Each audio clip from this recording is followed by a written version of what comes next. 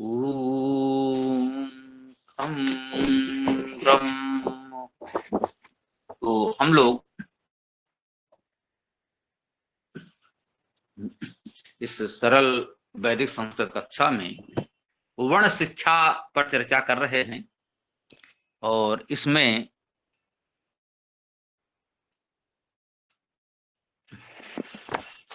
हम लोगों ने अभी शब्दों की बात की। पहले वर्ण शिक्षा में अक्षरों के उच्चारण आदि की बात की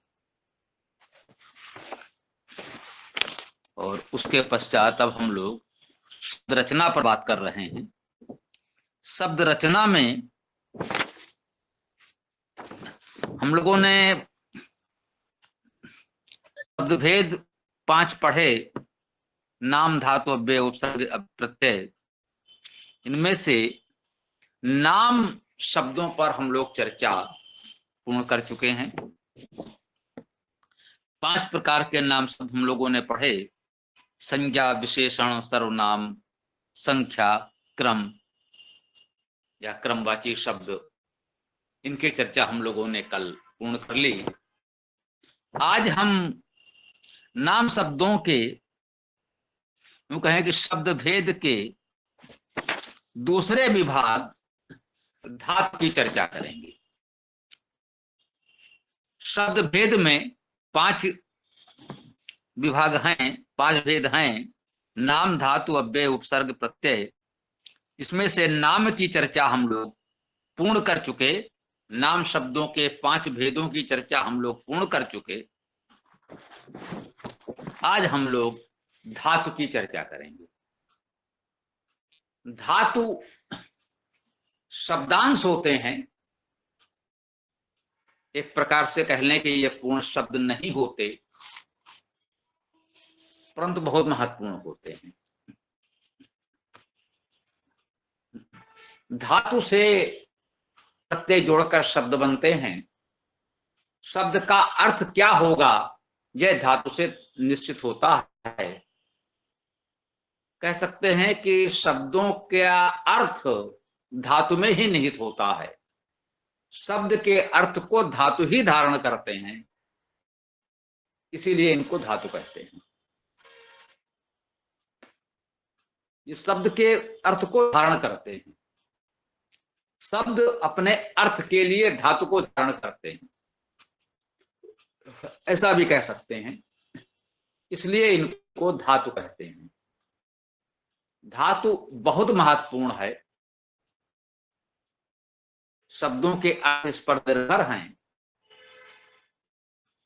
अतः धातुओं को जानना, समझना, उपयोग करना हमको सीखना चाहिए। यह हमारे लिए बहुत ही महत्वपूर्ण है। तो संस्कृत में नाम, उसमें भी कह लें संज्ञा, विशेषण और क्रिया, ये 3 प्रकार के जो पद या शब्द मिलते हैं वे धातुओं से बनते हैं। जैसा कि हम पहले नाम शब्दों के विश्लेषण में चर्चा कर चुके हैं। संज्ञा और विशेषण तो समान होते हैं। एक ही शब्द संज्ञा भी होता है और विशेषण भी होता है। उनका रचना, प्रयोग सब एक समान होता है। तो संज्ञा विशेषण के साथ साथ क्रियाएं धातुओं से बनती हैं।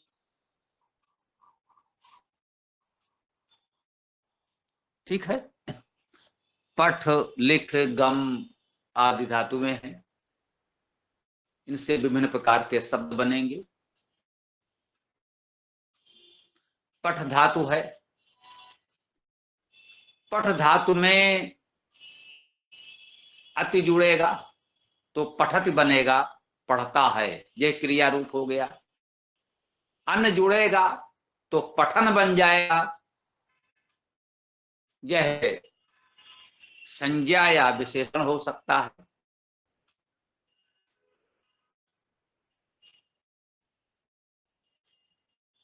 तो धातुओं के विषय में बहुत कुछ बताने समझाने की आवश्यकता नहीं है। आवश्यकता है धातु का महत्व समझना, धातुओं को सीखना जानना, और उन धातुओं के आधार पर शब्दों का अर्थ करना समझना। इस बात को समझना कि जो भी शब्द हम लोग प्रयोग कर रहे हैं, संज्ञा है, विशेषण है, क्रिया है, उसका अर्थ धातु में नहीं होगा। जैसे पठ धातु है तो पठत आदि क्रियाएं तो पठ धातु से बन ही रही हैं। आप देखिए, पठ से पठन, पाठन, पठक, पाठक, पाठ, पाठ्यक्रम, ऐसे अनेक शब्द, अनंत शब्द बनेंगे। इन सभी शब्दों में हम देखेंगे कि कहीं ना कहीं पठ होगा। थोड़ा सा ध्यान देंगे तो पठ होगा। तो जिन शब्दों में ये पठ दिख रहा है वे सभी शब्द पठ धातु से बने हैं, और उन सब का अर्थ कहीं ना कहीं पठ धातु अर्थात पढ़ने से संबंधित होगा। पढ़ने पढ़ाने का ही कुछ भाव होगा जिन शब्दों में ये पठ धातु दिख रही हो। पठ के अतिरिक्त उस शब्द में जो कुछ दिख रहा है वो प्रत्यय होगा, या पठ से पूर्व दिखेगा तो वो उपसर्ग होगा। धातु से पूर्व उपसर्ग जुड़ता है, धातु के पश्चात जो जुड़ेगा उसे प्रत्यय कहेंगे। उपसर्ग हो ना हो प्रत्यय होता ही है, ये भी ठीक बात है।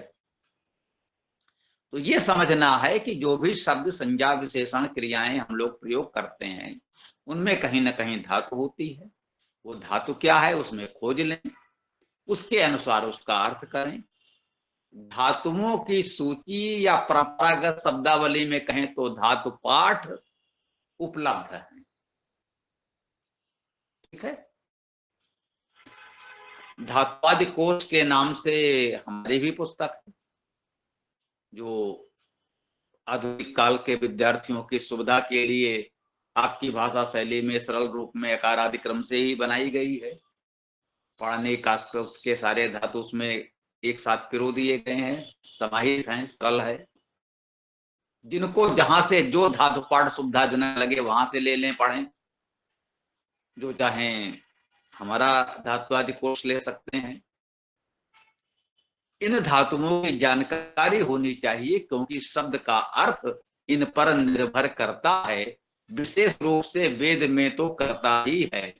वेद में सभी शब्दों के अर्थ धातु ही ग्रहण किए जाएंगे, उसका अर्थ पर ही निर्भर है, और कोई वहां दूसरा उपाय है ही नहीं। लोक में तो योग ऋण शब्द होते हैं, अर्थात निश्चित हो गया ये शब्द इसके लिए है। वेद में शब्द का अर्थ करते समय आपको धातु के अनुसार अर्थ करना ही होगा। यही धातु का विशेष महत्व है, और कोई विशेष विषय इसमें नहीं है।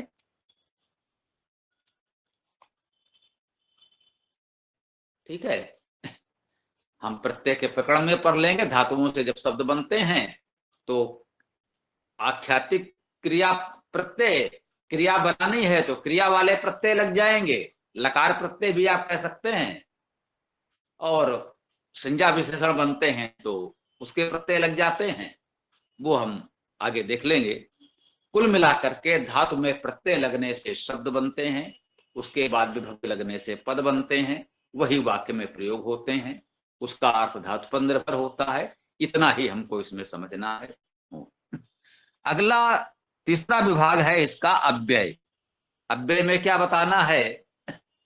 अव्यय वे शब्द होते हैं जिसमें कुछ भी व्यय नहीं होता, वो जहां है जैसा है वैसा ही प्रयोग होगा। व्याकरण के आधार पर उसमें कोई परिवर्तन नहीं होता, उसका अपना अर्थ होता है, जो भी अर्थ है निश्चित होता है। नक्तम का अर्थ रात्रि है तो है, जहां है जैसा है वैसा ही प्रयुक्त होगा, इसमें कोई उपसर्ग प्रत्यय लगने की कोई संभावना नहीं है। अव्यय जहां है जैसा है रहेगा, इसीलिए उसे अव्यय कहते हैं। हाँ, यद्यपि ये सूक्ष्म बात है, फिर भी समझ लें अव्यय। आप ये भी कह सकते हैं कि ये जैसे अर्थ तो सब धातुओं में निहित होते हैं, और हमने कहा कि अव्यय शब्दों का अर्थ निश्चित है। जैसे धातुओं का अर्थ निश्चित है, वैसे अव्यय का अर्थ भी निश्चित है।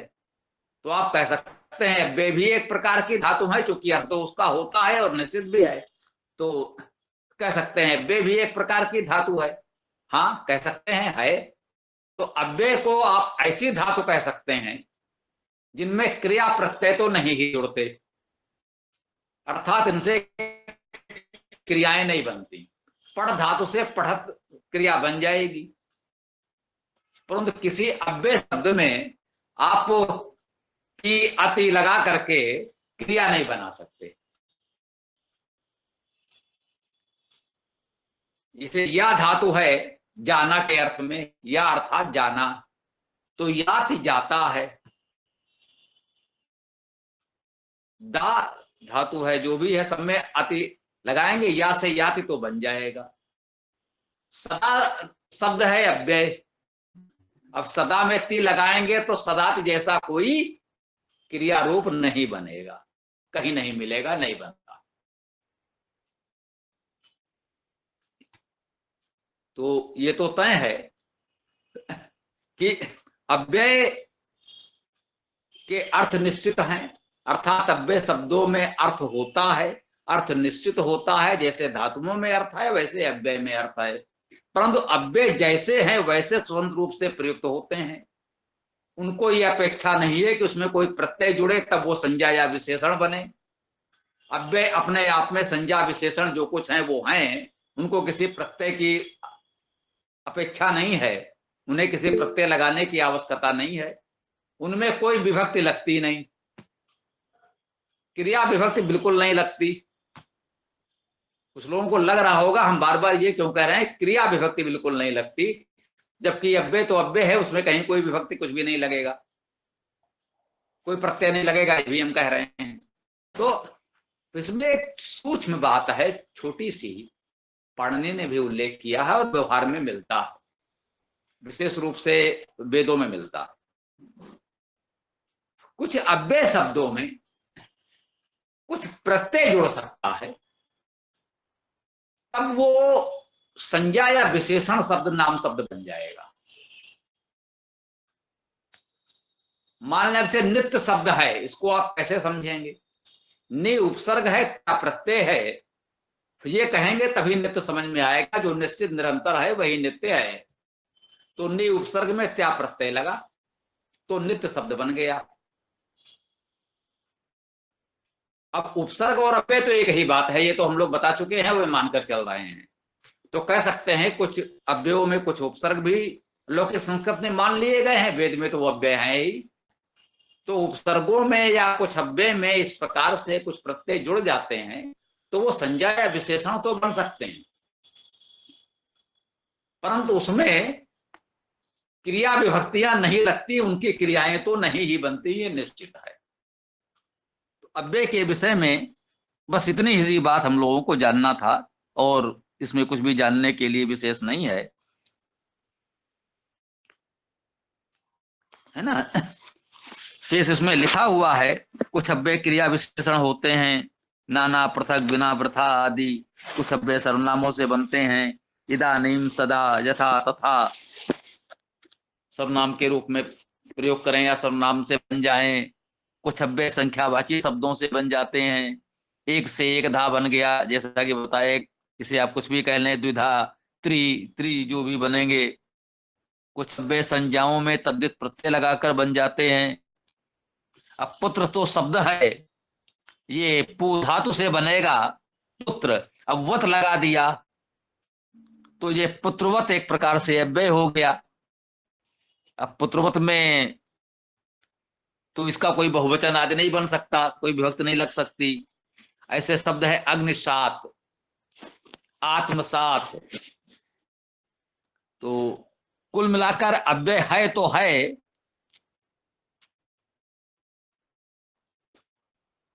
आगे इसमें लिखा है कुछ संज्ञाओं के द्वितीय एक वचन रूप प्राय अव्यय के रूप में प्रयोग हो रहे हैं, वो द्वितीय हैं या प्रथमा हैं। ये भी कह लें कि जैसे ये द्वितीय या प्रथमा हमने क्यों कहा, क्योंकि कुछ शब्द नपुंसक लिंग कहे जाते हैं जिनमें प्रथमा और द्वितीय के रूप एक समान होते हैं। तो सत्यम, इदम सत्यम, ये सत्य है, तो वो सत्यम एक प्रकार से अव्यय के समान प्रयोग हो रहा है। तो इन सब का बहुत महत्व नहीं है, कुल मिलाकर कुछ शब्द हैं अव्यय होते हैं, उनके अर्थ निश्चित होते हैं, बात कुल मिलाकर इतनी सी है। अब चौथा चतुर्थ विभाग जो है वो है उपसर्ग।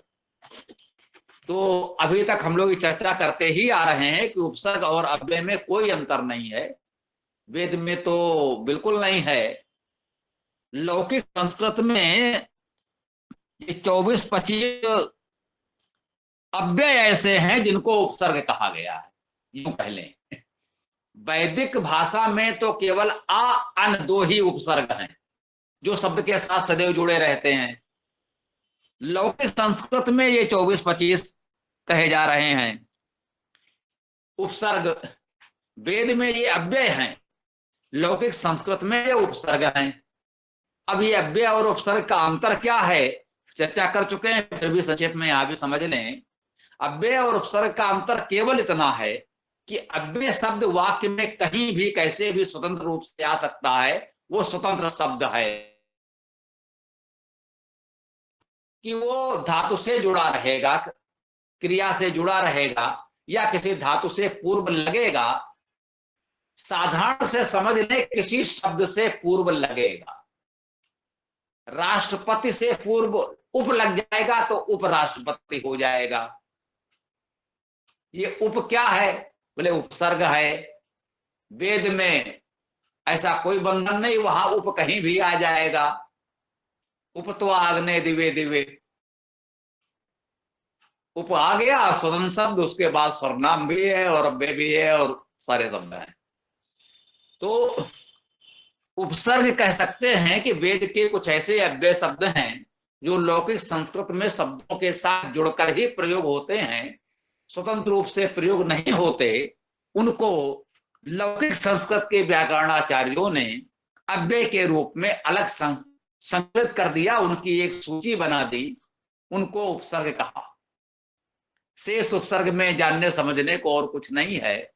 हमने बताया कि अव्यय शब्द में या उपसर्ग में कुछ प्रत्यय लग करके संज्ञा विशेषण शब्द बन जाते हैं, तो कह सकते हैं वो बात समानता इन उपसर्गों के लिए। उदाहरण के रूप में भी हमने एक उपसर्ग का ही प्रयोग किया, मतलब ऐसे अव्यय का प्रयोग किया जो उपसर्ग भी है ना।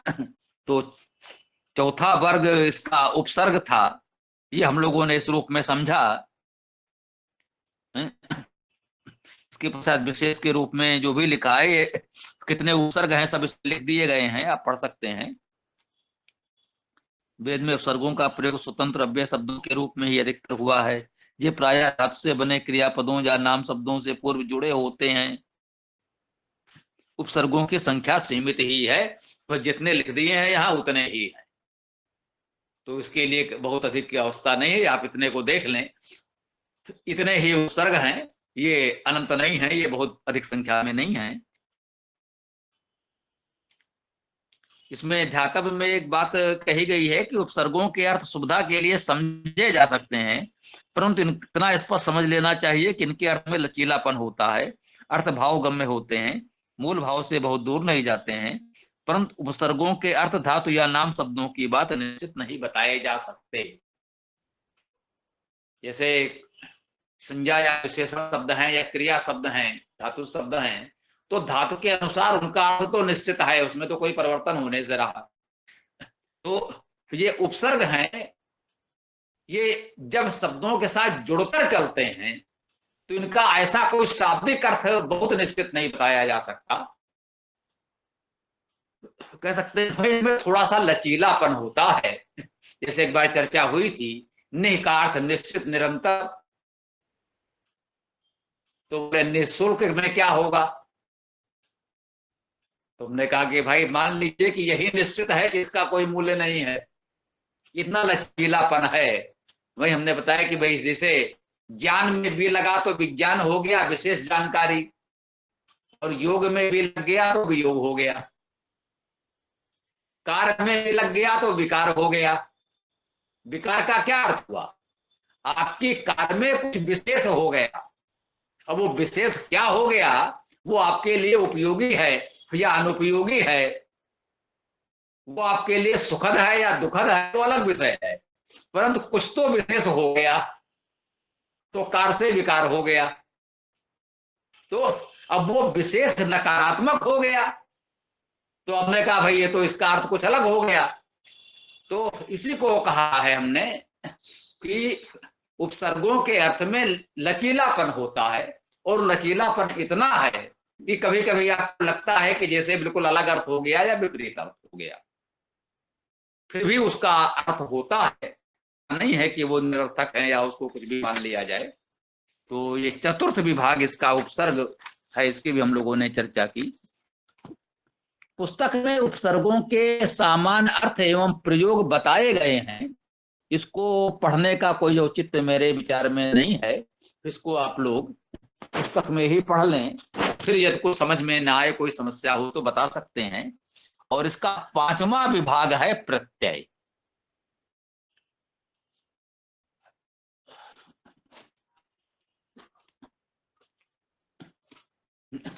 वेद में शब्दों का अर्थ करने के लिए जितना महत्व धातु का है,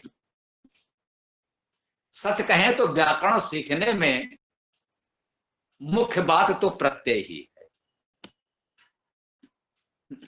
अर्थ करने धातु का महत्व है, और परंपरागत व्याकरण सीखने में प्रत्यय का महत्व है। कह सकते हैं व्याकरण का अधिकांश भाग, बहुत महत्वपूर्ण बात कह रहा हूं, ध्यान दीजिएगा। जो लोग कहते हैं 12 वर्ष व्याकरण पढ़ोगे तब समझ में आएगी, तब आप वेद या कुछ पढ़ पाओगे, वो 12 वर्ष तक केवल और केवल आपको व्याकरण ही पढ़ाएंगे। हमें नहीं लगता है कि हम लोग ये व्याकरण 12 सप्ताह में हो सकता है, बहुत हो जाए, 12 मास तो बहुत होते हैं, इससे अधिक तो ये व्याकरण हमें नहीं लगता है कि आपको सीखने में कुछ समय लगेगा। हो सकता है इतने सप्ताह में हो जाए, मास बहुत हैं। तो जो लोग 12-12 वर्षों तक केवल व्याकरण पढ़ते पढ़ाते हैं और व्याकरणाचार्य बनते बनाते हैं, उसका अधिकांश श्रम समय केवल प्रत्यय सीखने में लगता है। अब उस प्रत्यय को किस किस रूप में कैसे कैसे सिखाते हैं, वह अलग विषय है। लेकिन इतना मान लें, वो चाहे जिस रूप में सिखाएं, अधिकांश समय केवल इस प्रत्यय को सीखने समझने में लगता है। प्रत्यय बहुत प्रकार के होते हैं, कितने प्रकार के प्रत्यय हैं, क्या अंतर है, क्या उपयोग है, कैसे होगा, यही सब महीनों सीखते रहते हैं। अधिकांश समय इसी में जाता है। तो स्वाभाविक है इतना समय तो हम लोग नहीं देने जा रहे हैं। हम तो आज ही इस प्रत्यय के प्रकरण को पूर्ण कर सकते थे, परंतु अभी मैं देख रहा हूं कि आपकी